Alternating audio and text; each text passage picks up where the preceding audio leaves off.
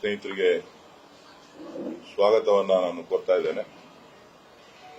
ಈಗಾಗಲೇ ತಾವು ಗಮನಿಸಿದ್ದೀರಾ, ಆಮ್ ಆದ್ಮಿ ಪಕ್ಷ ಇವತ್ತು ಈ ದೇಶದಲ್ಲಿ ನಮ್ಮ ಒಕ್ಕೂಟ ಇಂಡಿಯಾ ಒಕ್ಕೂಟದಲ್ಲಿ ಅಲಯನ್ಸ್ ಒಳಗಡೆ ನಾವು ಕೆಲಸ ಮಾಡ್ತಾ ಇದ್ದೇವೆ. ಇಲ್ಲಿ ಗ್ರಾಮಾಂತರ ಕ್ಷೇತ್ರದಲ್ಲೂ ಕೂಡ ಅವರು ಬೈರೇಗೌಡರ ನೇತೃತ್ವದಲ್ಲಿ, ಜಿಲ್ಲಾಧ್ಯಕ್ಷರ ನೇತೃತ್ವದಲ್ಲಿ ಎಲ್ಲ ಮುಖಂಡರುಗಳು ಕೂಡ ಇವತ್ತು ಬೆಂಬಲವನ್ನ ವ್ಯಕ್ತಪಡಿಸಿ ಇವತ್ತು ಅವರ ಘೋಷಣೆಯನ್ನ ಮಾಡಿದ್ದಾರೆ. ಅವರಿಗೆ ನಾನು ವಿಶೇಷವಾಗಿ ಆಮ್ ಆದ್ಮಿ ಪಕ್ಷದ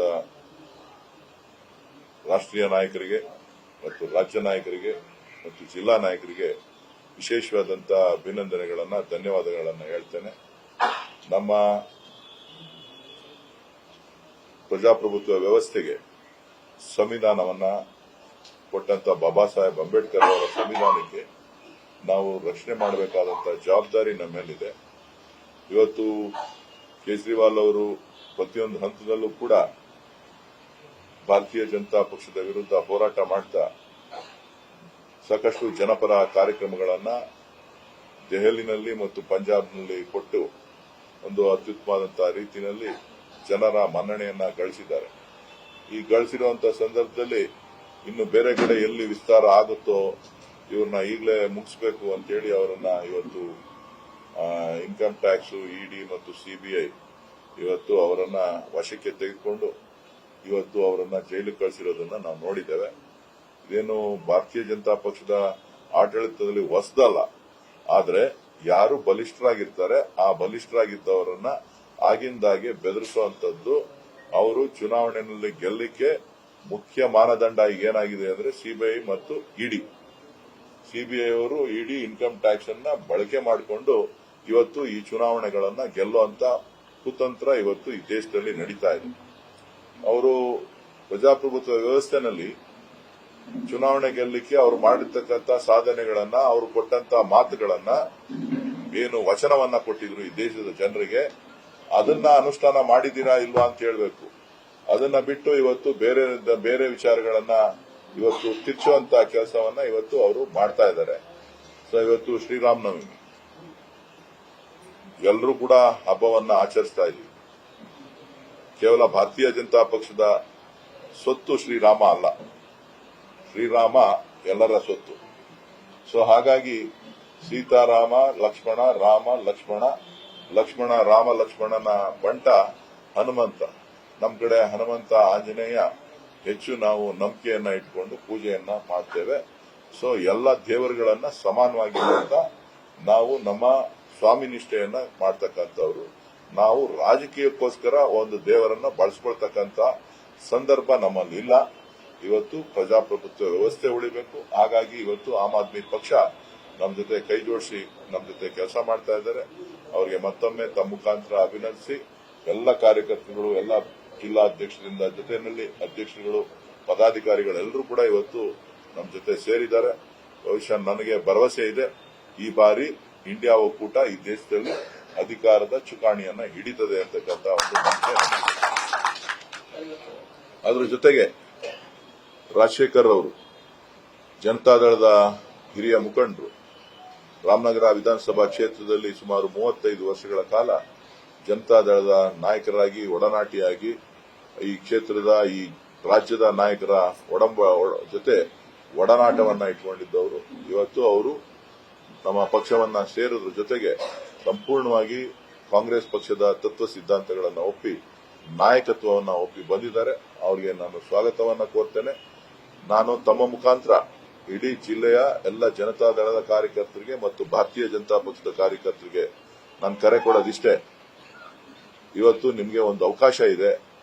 ಈ ಜಿಲ್ಲೆಯ ಅಭಿವೃದ್ಧಿಗೆ, ನಿಮ್ಮ ತಾಲೂಕಿನ ಅಭಿವೃದ್ಧಿಗೆ, ನಿಮ್ಮ ಎಲ್ಲ ನಾಯಕತ್ವದ ಗುಣಗಳನ್ನ ಇವತ್ತೇನು ತಾವು ಇಟ್ಕೊಂಡಿದ್ದೀರಿ, ಈ ನಾಯಕತ್ವದ ಗುಣಗಳು ದಿನದಿಂದ ದಿನಕ್ಕೆ ಬೇರೆಯವರಿಗೆ ಟ್ರಾನ್ಸ್ಫರ್ ಆಗ್ತಾ ಇದೆ ಹೊರತು ಒಂದು ಕುಟುಂಬಕ್ಕೆ ಮಾತ್ರ ಸೀಮಿತ ಆಗಿರುವಂತಹ ಸಂದರ್ಭದಲ್ಲಿ ನಿಮ್ಮ ನಾಯಕತ್ವಕ್ಕೆ ಗೌರವ ಇಲ್ಲ.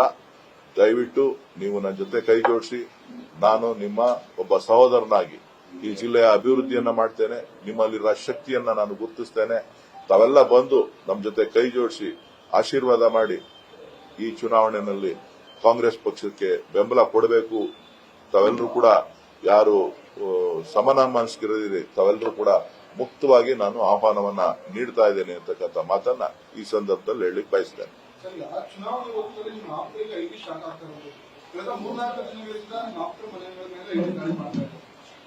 ಅಸ್ತ್ರ ಇರೋದು ಒಂದೇ ಅಲ್ವೇನಪ್ಪ, ಸೋಲ್ಸಕ್ಕೆ ಗೆಲ್ಸಕ್ಕೆ ಸೋಲಿನ ಭೀತಿ.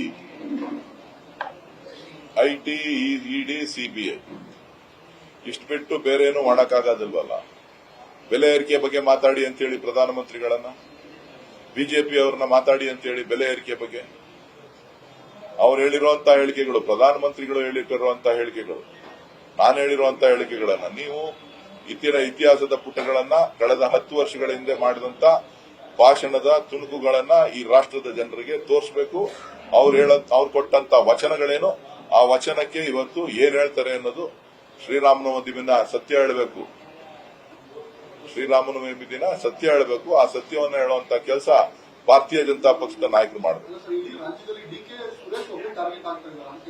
ಅಂದ್ರೆ ಬಿಜೆಪಿ ಜೆಡಿಎಸ್ ನ ಮುಖಂಡರ ಮೇಲೆ ನಡೆದಿರುವಂತಹ ದಾಳಿ ಡಿಕೆ ಶಿವಕುಮಾರ್ ಅವರ ಆಪ್ತರ ಮೇಲೆ ನಡೀತಾ ಇದೆ. ನೋಡಿ, ಅವ್ರಿಗೇನಾಗಿದೆ, ಏನಾದ್ರೂ ಮಾಡಿ ನಮ್ಮ ನಾಯಕರನ್ನ ಕುಗ್ಗಿಸಬೇಕು ಅಂತಕ್ಕಂಥ ಪ್ರಯತ್ನ. ಆ ಪ್ರಯತ್ನಗಳು ಯಾವುದು ಕೂಡ ಅವರಿಗೆ ಯಶಸ್ಸಾಗೋದಿಲ್ಲ. ಇವತ್ತು ಐಟಿ, ಇಡಿ ಅಧಿಕಾರಿಗಳು, ಸಿಬಿಐ ಅಧಿಕಾರಿಗಳು ಇವತ್ತು ಭಾರತೀಯ ಜನತಾ ಪಕ್ಷದ ಗೊಂಬೆ ಆಗಿ ಕೆಲಸ ಮಾಡ್ತಾ ಇದ್ದಾರೆ. ಅವರು ಕೇವಲ ಇಲ್ಲಿ ಅವರ ಎಲ್ಲ ಕ್ಷೇತ್ರವನ್ನ ವೀಕ್ಷಣೆ ಮಾಡಲಿಕ್ಕೆ ಬರಲಿಲ್ಲ.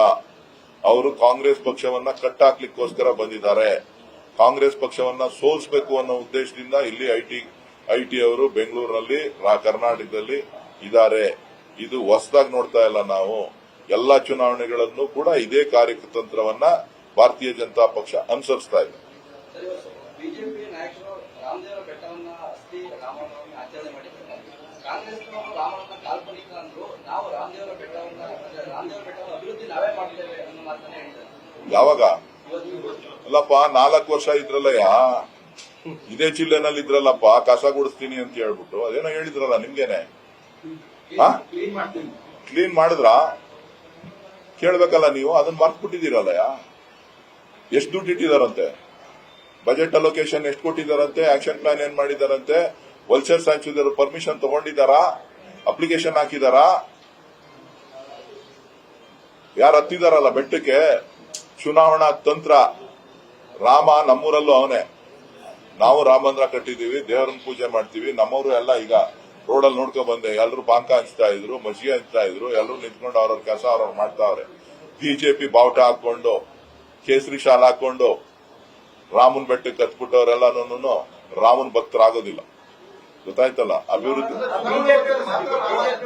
ಚುನಾವಣೆಗೆ ಮಾತ್ರ ರಾಮನ ಬಳಕೆ, ಚುನಾವಣೆಗೆ ಮಾತ್ರ ರಾಮನ ಬಳಕೆ. ಅವ್ರು ತೋರಿಸ್ಲಪ್ಪ.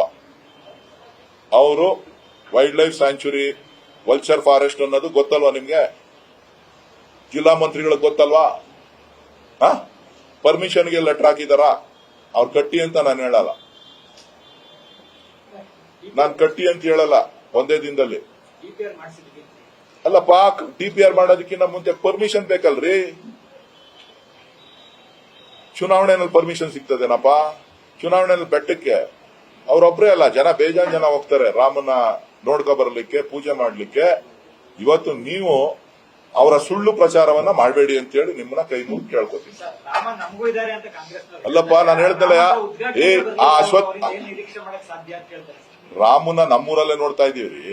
ನಿಮ್ಮೂರಲ್ಲಿ ಯಾಕೆ ನೋಡ್ಬೇಕು? ಅಯೋಧ್ಯೆಗೆ ಯಾಕೆ ಹೋಗಿ ನೋಡ್ಬೇಕು? ನಮ್ಮೂರಲ್ಲೇ ದೇವಸ್ಥಾನ ಕಟ್ಬೇಕು. ನಾನು ನಮ್ಮೂರಲ್ಲಿ ದೇವಸ್ಥಾನ ಕಟ್ತಾ ಇದ್ದೀನಿ, ನಮ್ಮ ತಾಲೂಕಲ್ಲಿ ದೇವಸ್ಥಾನ ಕಟ್ತಾ ಇದ್ದೀನಿ, ನಮ್ಮೂರಲ್ಲೇ ದೇವರುಗಳಿಗೆ ಪೂಜೆ ಮಾಡ್ತಾ ಇದ್ದೀನಿ. ನಿಮ್ಗೆ ರಾಮ ಅಂದ್ರೆ ನನಗೆ ಹನುಮಂತ, ನನಗೆ ವೆಂಕಟರಮಣ ಸ್ವಾಮಿ, ನನಗೆ ಕೆಂಕೇರಮ್ಮ, ನನಗೆ ಕಬ್ಬಾಳಮ್ಮ, ನನಗೆ ತಾಯಿ ಚಾಮುಂಡಿ. ಅಯ್ಯೋ, ಒಳ್ಳೆ ಚೆನ್ನಾಗಾಯ್ತಲ್ಲ. ನೀವು ರಾಜಕೀಯಕ್ಕೋಸ್ಕರ ರಾಮನ್ ಹಿಡ್ಕೊಂಡಿದ್ದೀರಿ ಹೊರತು ಬೇರೆ ಏನು ದೃಷ್ಟಿಯಿಂದ ಅಲ್ಲ. ನಿಮ್ಮ ದೃಷ್ಟಿಕೋನ ಕೇವಲ ರಾಜಕಾರಣಕ್ಕೆ ಹೊರತು ಆ ಭಗವಂತನ ಆಶೀರ್ವಾದ, ಭಗವಂತನ ಕೃಪೆಗಲ್ಲ. ನಿಮ್ಮ ರಾಮಂದ್ರ ಕೇವಲ ನಿಮ್ಮ ರಾಜಕೀಯ ಬಳಕೆಗೋಸ್ಕರ, ಚುನಾವಣೆಗೋಸ್ಕರ ಮಾಡ್ತಾ ಇರ್ತಕ್ಕಂಥ ಒಂದು ಕಾರ್ಯತಂತ್ರ ಹೊರತು ಬೇರೇನೂ ಅಲ್ಲ. ನಾನ್ ನಿಮ್ಮನ್ನು ಕೇಳೋದಷ್ಟೇ, ಈ ಸುಳ್ಳುಗರು ಪ್ರಚಾರವನ್ನ ಮಾಡಬೇಡಿ. ಅವ್ರು ಕ್ಲೀನ್ ಮಾಡ್ತೀವಿ ಅಂತ ಹೇಳಿದ್ರು, ಕ್ಲೀನ್ ಮಾಡಿದಾರ ಹೇಳಿ. ಅವರು ರಾಮ ಮಂದಿರ ಕಟ್ತೀನಿ ಅಂತ ಘೋಷಣೆ ಮಾಡಿದ್ರು, ಅವ್ರು ಏನ್ ಮಾಡಿದ್ದಾರೆ ನನಗೆ ತೋರಿಸ್ಲಿ.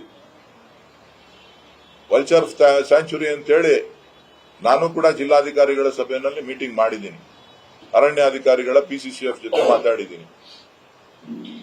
ವೈಲ್ಡ್ ಲೈಫ್ ಸ್ಯಾಂಚುರಿ ಅದು ಬರುತ್ತೆ, ಅದರಲ್ಲಿ ಎಷ್ಟು ಎಕರೆ ಏನು ಎತ್ತ ಅಂತ ಹೇಳಿ ಎಲ್ಲಾನು ಕೂಡ ನಿಮ್ಗೂ ಹೇಳಿದ್ದೀನಿ ನಾನು ಅನೇಕ ಸಂದರ್ಭಗಳಲ್ಲಿ. ಹೇಳಿ ಅವರು ಸುಮ್ಮನೆ ಎಲೆಕ್ಷನ್ ಬತ್ತು ನೀವು ಅವ್ರ ಹಿಂದೆ ಹೋಯ್ತೀರಿ ಅನ್ಬಿಟ್ಟು, ಪ್ರಚಾರ ಸಿಗ್ತದೆ ಅನ್ಬಿಟ್ಟು ಸುಳ್ಳು ಪ್ರಚಾರನ ನೀವು ಮಾಡ್ತೀನಿ ಅಂತ ಅಂದ್ರೆ ನಾನು ಉತ್ತರ ಕೊಡಕ್ಕಾಗತ್ತಾ? ಅದಕ್ಕೆ ದಯವಿಟ್ಟು ನಿಮ್ ಕೈ ಮುಗಿತೀನಿ. ಈ ಸುಳ್ಳುಗರಿಗೆ, ಈ ಸುಳ್ಳು ಪ್ರಚಾರಕ್ಕೆ ಹೆಚ್ಚು ಆದ್ಯತೆಯನ್ನ ಕೊಡಬೇಡಿ ಅಷ್ಟೇ. Thank you. ನ್ಯೂಸ್ ಫಸ್ಟ್, ನಿರ್ಭೀತಿಯಿಂದ ನಿಮ್ಮ ಪರವಾಗಿ.